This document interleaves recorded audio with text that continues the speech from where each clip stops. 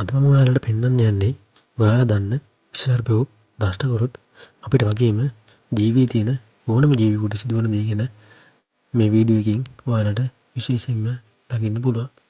මේ විෂ රුධිරත් එක්ක එකතු වුණු විට ඔයාලට පෙනෙයි විනාඩි කිහිපයක් යනකොටම රුධිරේ කැටි කැසි එලි වගේ බවට පත් වෙන බව. ඉතින් මේ විදිහට අපේ ශරීරයට දෂ්ට කරොත් මේ විදිහටම ශරීරයේ ලේ කැටි කැසි ඉක්මනින්ම මිය යාමට පුළුවන්. ඉතින් ඔයාලත් සර්පයන්ගෙන් පරිස්සම් වන්න කියලයි මං ඉල්ලන්නේ.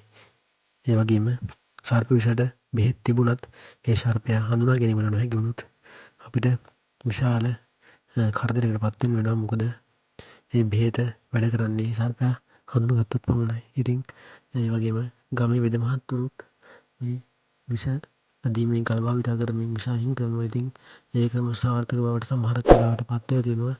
කොහොම වුණත් අපි මේ ශාස්ත්‍රයෙන් ආරක්ෂා වෙන්න ඒක තමයි වඩාත්ම සුදුසු.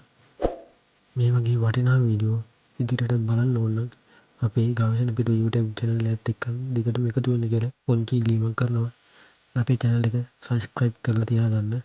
ඉතින් ඔයාලට සුබ දවසක්.